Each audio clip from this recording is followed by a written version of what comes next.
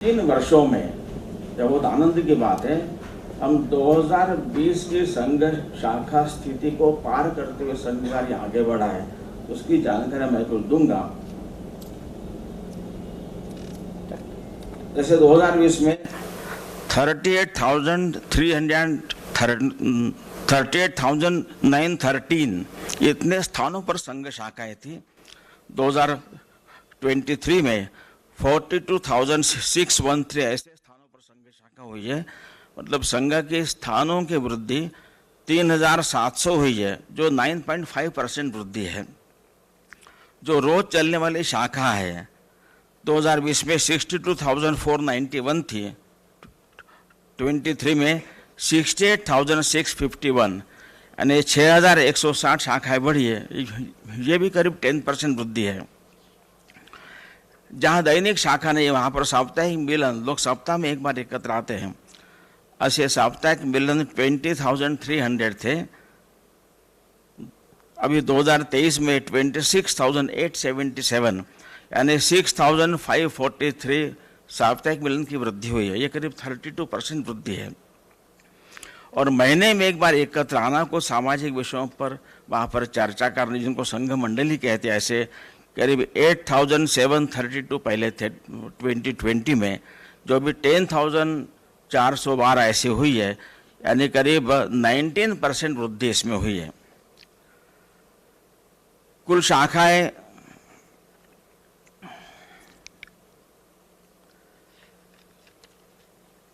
68,651 है, जो रोज चलने वाली शाखा है। तो इसमें 60% शाखाएं छात्रों के बीच चलती है, विद्यार्थियों के बीच चलती है। 30% शाखाएं 40 साल से कम आयु के जो कमाने वाले तरुण व्यवसाय तरुण उनके बीच चलती है। 10% 40 साल के ऊपर के लोगों के लिए मुख्यतः होती है। और जॉइन आरएसएस के माध्यम से 2017 से 2022 तक 6 वर्षों में प्रति वर्ष 1 लाख से 1.25 लाख इस प्रकार की वृद्धि। मतलब जॉइन आरएसएस के लिए जो तरुणों की उत्सुकता है, जो संघ की वेबसाइट पर जो संघ से जुड़ना चाहते हैं लेकिन कहाँ मिलना, किसको मिलना वो नहीं जानते, ऐसे लोग संघ की वेबसाइट पर ऑनलाइन ज्वाइन करने के लिए रिक्वेस्ट भेजते हैं। तो ये लगभग 20 to 35 एज ग्रुप के लोग होते हैं, अधिकतर युवा होते हैं, टेक सेवी होते हैं। तो प्रति वर्ष करीब 1 लाख से 1.25 लाख ऐसे नई रिक्वेस्ट हमको आ रही है। ये संघ का जो बढ़ती हुई स्वीकृति है, समाज का जो सहभाग बढ़ रहा है, उसका लक्षण है। तो मैंने प्राथमिक जानकारी दी है। कुछ आपको अगर और कुछ प्रश्न पूछना है आप पूछ सकते हैं। सिर्फ एक सूचना, प्रश्न पूछते समय आप जिस माध्यम मीडिया हाउस को रिप्रेजेंट करते हैं उसका नाम और आपका नाम बताएं और फिर आपका सवाल पूछें। धन्यवाद। आपके पास ये आएगा, कॉर्डलेस माइक आएगा। एक मुझे ये क्वेश्चन पूछना है। एक मिनट, माइक ले लीजिए। नहीं चलो मुझे राष्ट्र के संरक्षण के बारे में आपने कुछ भी रिएक्शन या कुछ भी आपकी प्रतिक्रिया बताई नहीं है। मेरा क्वेश्चन यह है कि अप्रैल 23 में शिया और सुन्नी मुस्लिम कंट्रीज इकट्ठा आए हैं और उसको मंगोलियन वंश चीन ने इनको इकट्ठा किया है। ये जो आक्रमण की संभावना आइदर बाय इलेक्शन और आइदर बाय आर्मी और आइदर बाय सांस्कृतिक, इसके बारे में संघ ने कुछ सोचा है क्या, और सोचा है तो क्या सोचा है? किसके बारे में पूछा आपने? जरा दोबारा कहिए। गोमंतक हुआ। मैंने पूछा शिया और सुन्नी अप्रैल 23 में ईरान और सऊदी अरेबिया इकट्ठा हुए, जहां 60 मुस्लिम कंट्रीज इकट्ठा हुए। उसको इकट्ठा किया मंगोलियन वंश ने, बोलने से चीन लोगों ने। इनसे जो हमें हमेशा आक्रमण की डर रहता है, या उनका जो भी कुछ उनका अगेंस्ट इंडिया, अगेंस्ट भारत जो चलता है, उसके लिए संघ ने क्या सोचा है? संघ तो समाज में अपनी सांस्कृतिक पहचान लेकर जागृति करता है, यही काम करेगा। ऐसे भारत में डिविजिव फोर्सेस इस प्रकार का काम करने वाली शक्तियां पहले भी सक्रिय थी, लेकिन धीरे धीरे हम देखेंगे कि ये शक्तियां धीरे धीरे परास्त हो रही है और भारत की जो राष्ट्रीय शक्ति वो धीरे धीरे आगे बढ़ रही है। तो उनको अपने काम करने देंगे, लेकिन हम हमारा काम बढ़ाते रहेंगे तो उसका उत्तर समाज स्वयं ही तैयार करेगा।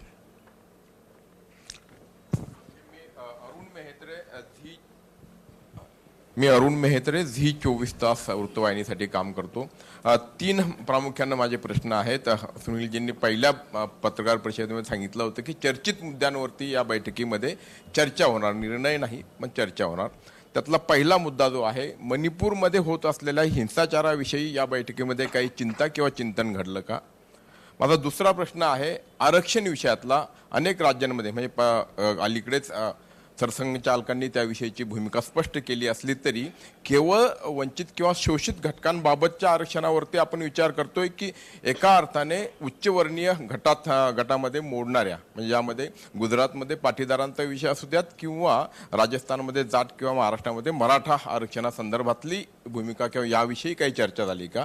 आणि तिसरा प्रश्न माझा समान नागरिक कायद्याविषयी चालेल, हरकत नाही। मी तर या 2 विषयावरती सुरुवातीला आपण आरक्षण आणि मणिपूर। तर शेड्यूल कास्ट शेड्यूल ट्राईब करता ज्या समाजाला आपल्या समाजाने दुर्दैवाने शेड्यूल कास्ट शेड्यूल ट्राइब हमारे समाज के वर्ग को, हमारे बंधुओं के, हमारे समाज ने दुर्दैव से काफ़ी सालों तक वंचित रखा है, सम्मान से, सुविधाओं से, शिक्षा से। उनको साथ लेने के लिए जो संविधान सम्मत आरक्षण है तो वह उनको मिलना चाहिए और ये सामाजिक विषमता की स्थिति को जल्दी दूर करना चाहिए। ये संघ का हमेशा मत रहा है। बाकी सारे आरक्षण मांग पॉलिटिकल होती है तो उसके बारे में यहाँ पर कोई चर्चा नहीं हुई है। बाकी मणिपुर के बारे में स्थिति चिंताजनक है, वहाँ के कार्यकर्ताओं ने उसके बारे में जानकारी दी है, लेकिन इसमें मुख्यतः सरकार को मुख्यतः निर्णय करने हैं। वहाँ पर जो मैती कुकी दोनों समाज में जो एक संघर्ष है तो दोनों के लिए अपने जो संघ स्वयंसेवक है उनके दोनों के साथ संपर्क है, दोनों विस्थापित समाज के लिए वहाँ पर सेवा काम चल रहे हैं। नमस्कार, मी एक मिनट बाकी लोगों को पूछने दीजिए थोड़ा।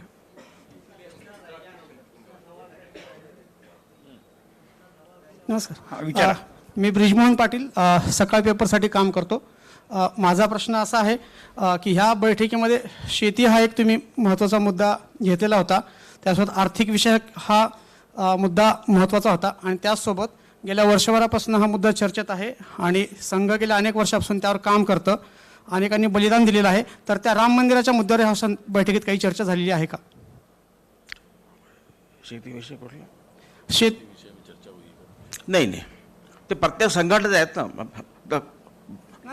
तो भारतीय किसान संघ है तो अपने अपने फोरम पर सारा काम करेंगे। भारतीय किसान संघातर्फे या बैठकीमध्ये काही यहाँ पर नहीं त्याच्यासोबत आर्थिक विषयावर काय चर्चा झाली, ज्याच्यामध्ये तुम्ही स्वदेशी आणि आर्थिक नीती हा विषय घेतलेला होता आणि विश्व हिंदू परिषद व अन्य संघटनांच्या वतीने राम मंदिराचा मुद्दा किंवा त्याचं काय 2024 मध्ये उद्घाटन करण्याचा मुद्दा आहे, ती चर्चा गेल्या अनेक दिवसापासून सुरू आहे। त्या संदर्भात काही चर्चा झालेली आहे का? राम मंदिर निर्माण तो हो गया है, प्राण प्रतिष्ठा के बारे में उनकी क्या तैयारी चल रही है उसकी मैं जानकारी दी गई। उन्होंने इतना बताया है कि जनवरी में मकर संक्रांति के बाद कोई तिथि तय होगी तो वहाँ पर प्राण प्रतिष्ठा होगी। सर आर्थिक नीतीवर काही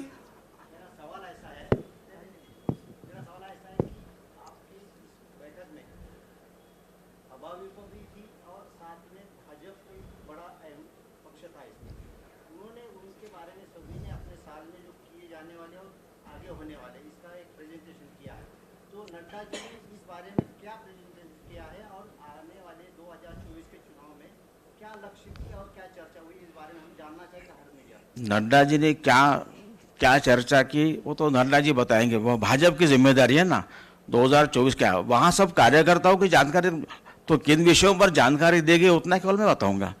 बाकी प्रत्येक संगठन, किसान संघ, विद्यार्थी परिषद, भाजपा, तो इन प्रत्येक संगठन की जानकारी देने की जिम्मेदारी वो संगठन की है, वो संघ का काम नहीं है।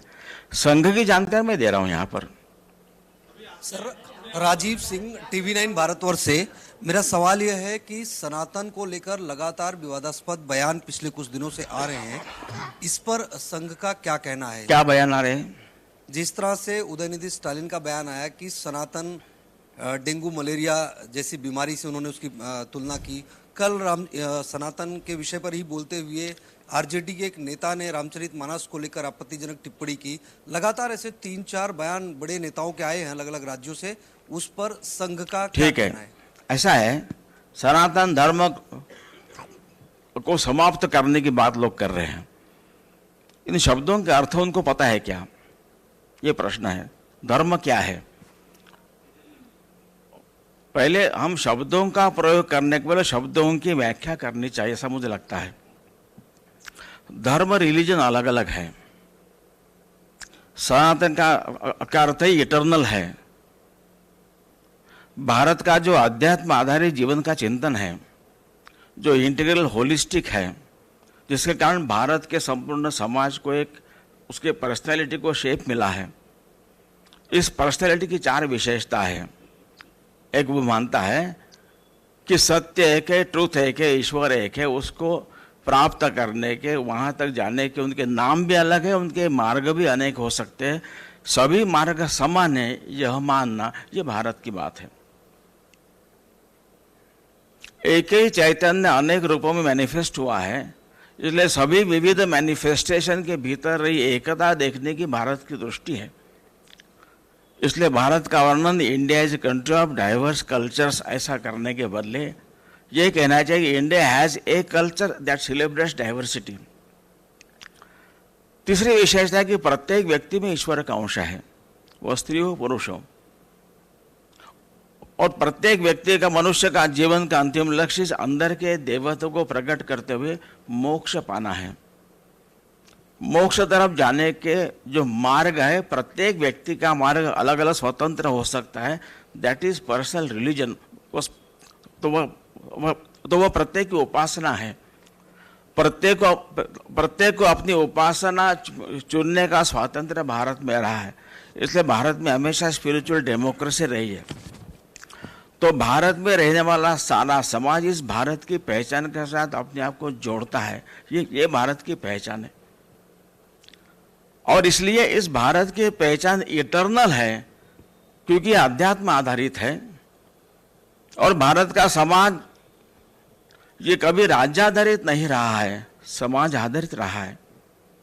इसलिए अनेक प्रकार के आक्रमण होने के बाद भी, राजा पराजित होने के बाद भी, परकियों का शासन होने के बाद भी यहाँ का समाज, राष्ट्र हमेशा अपराजित रहा है। और इसलिए इस अध्यात्म आधारित भारत के होलिस्टिक इंटीग्रल चिंतन को धारण करके जीने वाला समाज यहाँ हमेशा रहा है। इसलिए सनातन वास्तव में इस समाज का, इस चिंतन का, जिसका नाम हिंदुत्व है, हिंदुत्व का विशेषण एडजेक्टिव है, इसका नाम हिंदुत्व है। और इस समाज में अब 20,000 से अनेक वर्षों से समाज चल रहा है। तो समय के चलते कुछ वैचारिक ग्लानि आकर आचरण में शिथिलता आती है, कुछ बातें जो गलत अपने समाज में आ जाती है, उसको ठीक करना चाहिए। तो संघ उसी के लिए काम कर रहा है। और भारत में और अपने भारत के इतिहास में समय समय पर सभी जाति वर्गों में आध्यात्मिक संत निर्माण हुए, जिन्होंने समाज के इस कुरीतियों को ठीक करते हुए समाज को फिर से आध्यात्मिक मार्ग पर लाने का प्रयास किया है। इसलिए बाकी इन सब के जो स्लोगन सब राजकीय होते, पॉलिटिकल होते हैं। तो सनातन धर्म यानी क्या है? तो धर्म शब्द जिस अर्थ में है अपने भारत में, तो लोकसभा में लिखा है धर्म चक्र प्रवर्तनाय, वहां धर्म है, that is not religion. Rajya Sabha में लिखा है सत्यम वद धर्मम चर, वहां भी धर्म है। सुप्रीम कोर्ट का मोटो है यतो धर्मस ततो जयः। भारत के राष्ट्र ध्वज पर चक्र है, धर्म चक्र है, इतने स्थानों पर धर्म है। तो धर्म का अर्थ रिलीजन नहीं है। अब ये जो लोग कहने वाले उनसे पहले उनके शब्दों के अर्थ है, वो क्या अर्थ उनके मन में है, ये पहले उनसे पूछना चाहिए। क्योंकि समाज में जो कुरीतियां चल रही है उनके दूर करने के लिए संघ तो काम कर ही रहा है। अब द्रविड़ कड़गम नाम का जो सामाजिक संगठन तमिलनाडु में आरंभ हुआ, तो तमिलनाडु के अर्काड जिले में एक छोटे गांव में संघ शाखा शुरू हुई थी। वहां के शाखा के वार्षिक उत्सव में वहां के लोकल द्रविड़ कड़गम के नेता को प्रमुख चीफ गेस्ट के नाते बुलाया था, आए भी थे और उन्होंने सबके लिए स्वीट्स लाए थे। स्वयं के भाषण में उन्होंने कहा कि कुछ महीने पहले जब मुझे पता चला यहाँ पर संघ शाखा शुरू हुई है, मैं मेरे लोगों को लेकर शाखा का विरोध करने के लिए आया था। जब यहाँ का मैंने देखा कि समाज का उच्च वर्णीय जो बच्चे हैं और निम्न वर्गीय बच्चे हैं सब साथ खेल रहे हैं, गीत गा रहे, आनंद कर रहे हैं, तो मुझे बहुत आश्चर्य हुआ। उन्होंने कहा कि हमारे पेरियार का ये स्वप्न था, ये स्वप्न हम साकार नहीं कर सके, लेकिन आप कर सके, इसलिए मैं आपका अभिनंदन करने आया हूँ, आपके लिए मैं स्वीट्स लाया हूँ। तो समाज में जो कुरीतियां उनको दूर करने के लिए सबने प्रयत्न करना चाहिए। लेकिन भारत का धर्म ये भारत का प्राण है, जो धर्म रिलीजन नहीं है, ये सनातनी है। और इसलिए ऐसे इस धर्म को नष्ट करने के लिए अनेक लोग बीच बीच में खड़े हुए हैं, लेकिन काफी लंबे समय तो उनका काम नहीं चला। और भगवान कृष्ण ने कहा है कि जब जब ऐसी धर्मों को ग्लानि आएगी, अधर्म का उत्थान होगा, तब मैं फिर से आकर धर्म स्थापना फिर से करूंगा। तो धर्म की बार बार स्थापना करने की आवश्यकता है, यह संघ की भूमिका मुख्यतः है। सर, तो आपको क्या लगता है कि ये सारी जो है चुनावी राजनीति केवल शुद्ध राजनीति है।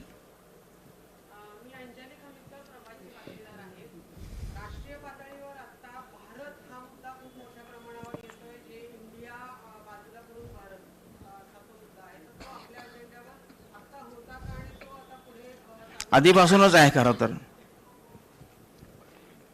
भारत होना चाहिए, और भारत के सिवा किसी देश के दो नाम नहीं है, ठीक है।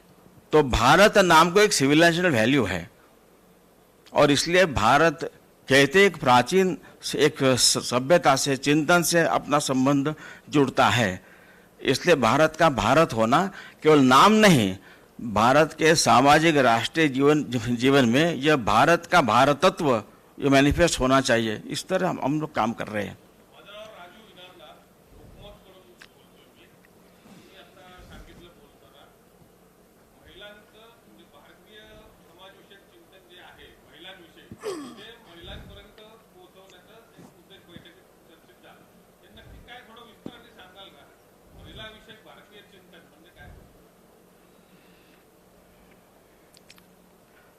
भारतीय चिंतनामध्ये भारतीय चिंतन में समाज का सबसे छोटा यूनिट फैमिली परिवार है। तो परिवार में महिलाओं की विशेष योजना है, भूमिका है मुख्यतः, और महिलाओं को समाज जीवन के सभी क्षेत्र में अग्रणी भूमिका निभानी है।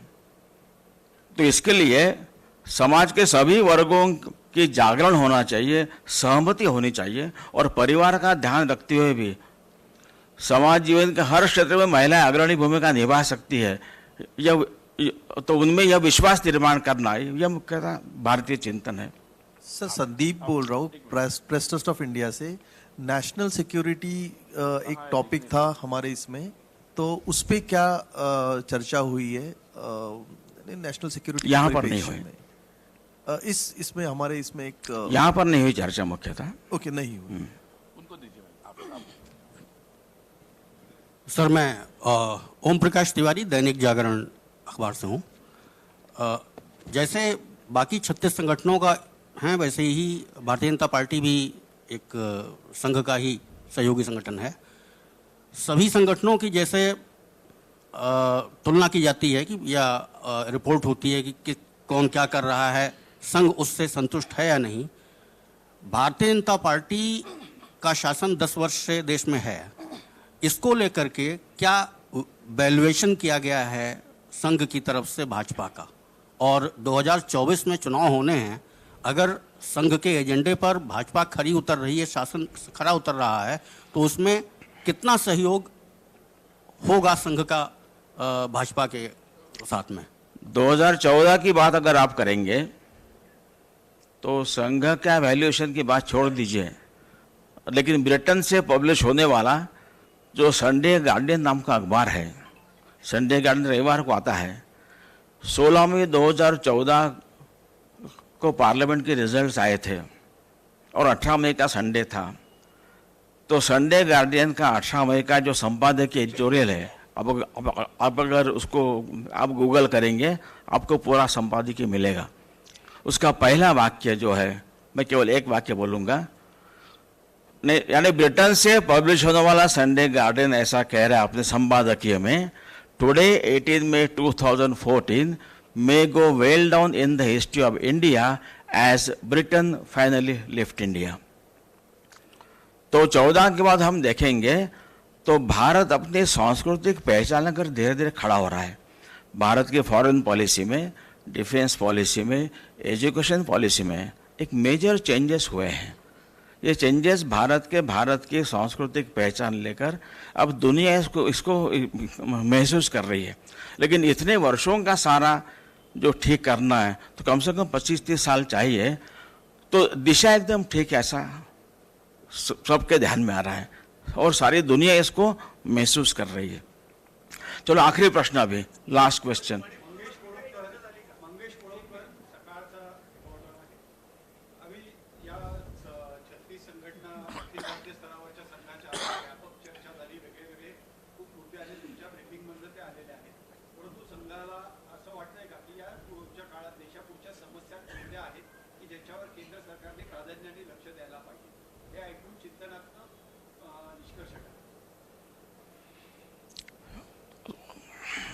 तो इसकी चर्चा एक तो यहाँ पर नहीं हुई।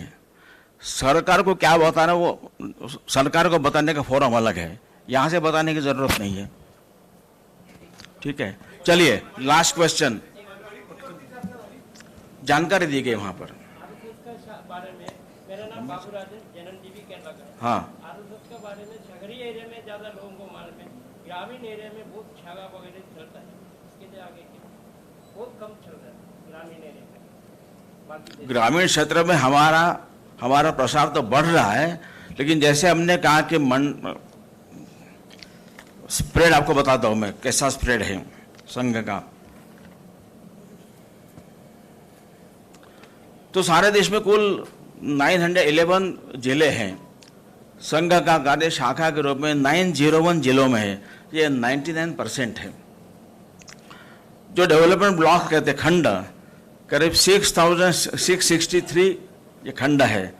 इसमें से 5,885 में संघ की शाखाएं पहुंची है, ये करीब 88% है। तो डीपर जाने के लिए हम लोगों ने बाद में 10-12 गांवों का एक समूह, ऐसे मंडल बनाए। ऐसे 59,326 मंडल सारे देश में हैं। हम उनमें से करीब 45% मंडलों में पहुंचे हैं और आने वाले 2-3 वर्षों में सभी मंडलों तक पहुंचने का संघ का प्रयास है। ये सारे मंडल ग्रामीण हैं, सारे जो डेवलपमेंट ब्लॉक से ग्रामीण हैं। तो ग्रामीण में संघ का काम है, फैल रहा है, ज़्यादा बढ़ाने का हमारा काम है। सर, मणिपूरवरती चर्चा झाली का? मगाशी प्रश्न माहिती सांगे, जानकारी देगी यहाँ पर। धन्यवाद। चलिए, आर्थिक विषयावर तुम्ही काही बोललेलं नाहीयेत जी एक और मृणालिनी बस दो। जास्तीत जास्त लोकांपर्यंत पोहोचायचा प्रयत्न करते आउटरीचमध्ये वगैरे, पण ऑलरेडी भाजपा सोडून काही पक्ष हे लाईक शिवसेना किंवा इतर हिंदुत्वाची भाषा करतात, अशांपर्यंत पोहोचायचं किंवा आणखी संघ का प्रयास चलता है, संघ सबको मिलता है। चलिए,